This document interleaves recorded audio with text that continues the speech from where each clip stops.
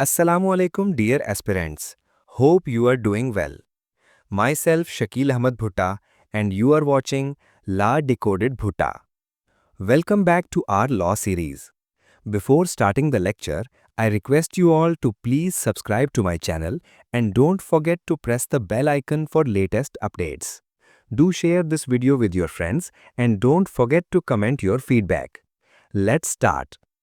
पिछले लेक्चर्स में हमने देखा कि कॉन्ट्रैक्ट को परफॉर्म कैसे करवाया जाता है, लेकिन सोचिए अगर आप किसी से ज़मीन खरीदने का सौदा करें और बाद में पता चले कि बेचने वाले वेंडर के पास तो पूरा मलकियती हक यानी टाइटल ही नहीं है, क्या आपका पैसा और वक्त डूब गया?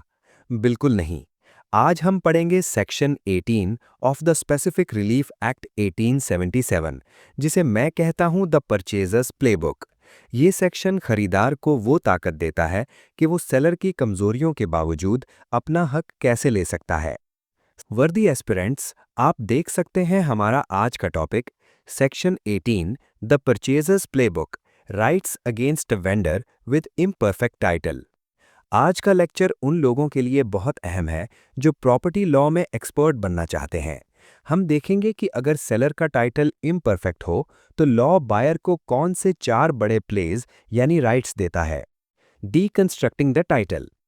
अब हम कुछ बेसिक टर्म्स को समझते हैं ताकि आगे की कहानी आसान हो जाए। द परचेजर, ये हमारा हीरो है यानी खरीदार। द वेंडर, ये प्रॉपर्टी बेचने वाला है।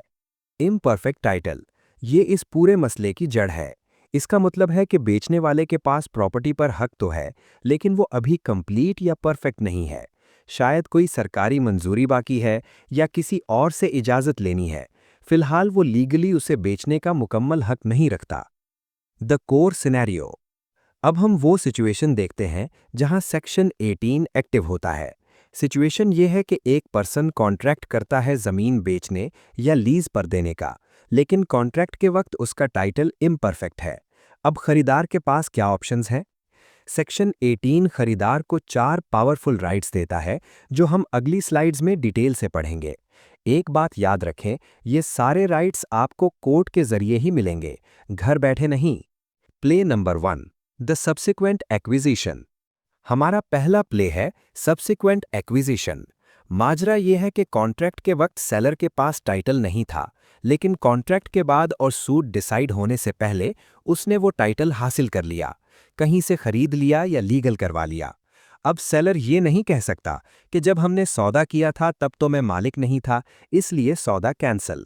कानून कहता है कि अब जब तुम मालिक बन गए हो तो अब खरीदार तुम्हें मजबूर यानी कंपेल कर सकता है कि कॉन्ट्रैक्ट पूरा करो। Play number 2, the power of consent. अब आते हैं हमारे दूसरे राइट की तरफ।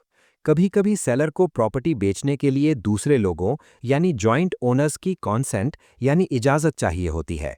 अगर सेलर ने कॉन्ट्रैक्ट कर लिया और अब इजाज़त नहीं ले रहा, तो खरीदार कोर्ट जाकर कह सकता है कि सर सेलर को कहें कि वो बाकी लोगों से इजाज़त ले और उनसे साइन करवाकर मुझे सेल कंप्लीट करके दे। सेलर को हर मुमकिन कोशिश करनी होगी वो इजाज़त दिलवाने की। Play number 3, clearing the mortgage. ये बहुत प्रैक्टिकल है। फर्ज करें सेलर ने प्रॉपर्टी बैंक के पास गिरवी रखी हुई है और आपको बताया नहीं।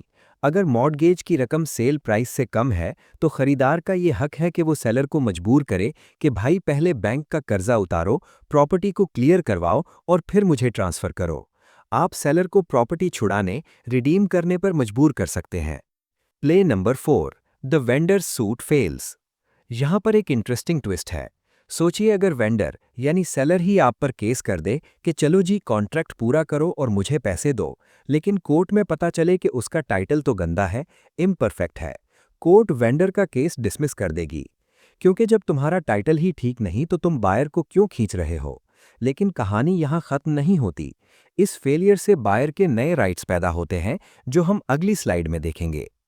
Play number 4, in action, the purchasers पे बैक। जब वेंडर का सूट खरीदार के खिलाफ डिसमिस हो जाता है तो खरीदार जो डिफेंडेंट था ये 3 चीजें क्लेम कर सकता है। Number 1, return of deposit. जो एडवांस या बयाना दिया था वो वापस मिलेगा सूद के साथ। Costs of the suit. Case लड़ने पर जो वकील की फीस और कचहरी का खर्चा हुआ वो भी सेलर भरेगा। Lien on property. जब तक सेलर डिपॉजिट और खर्चा वापस नहीं करता, खरीदार का उस प्रॉपर्टी पर लायन यानी लीगल कब्जा या क्लेम रहेगा, यानी प्रॉपर्टी लॉक हो जाएगी। The purchasers playbook full summary. आखिर में हम समरी को समझते हैं। अगर वेंडर का टाइटल बाद में ठीक हो जाए तो उसे सेल कंप्लीट करने पर मजबूर करें। अगर इजाजत चाहिए तो इजाजत दिलवाने का कहें। अगर कर्जा मॉर्टगेज है तो कर्जा उतार कर प्रॉपर्टी क्लियर करवाएं। अगर वेंडर केस हार जाए तो अपना बयाना, सूद और खर्चा वापस लें। तो डियर एस्पिरेंट्स, ये था सेक्शन 18। उम्मीद है अब आपको समझ आ गया होगा कि लॉ हमेशा बोनाफाइड परचेजर यानी सच्चे खरीदार का साथ देता है। मिलते हैं अगले सेशन में। आई होप कि आपको ये लेक्चर समझ में आया होगा। अगर आपने इस वीडियो को अटेंटिवली सुना है तो अगर आपको ये वीडियो अच्छी लगी है तो इस वीडियो को लाइक करें, कमेंट करें और चैनल को जरूर सब्सक्राइब करें। Thank you so much for watching. Allah Hafiz.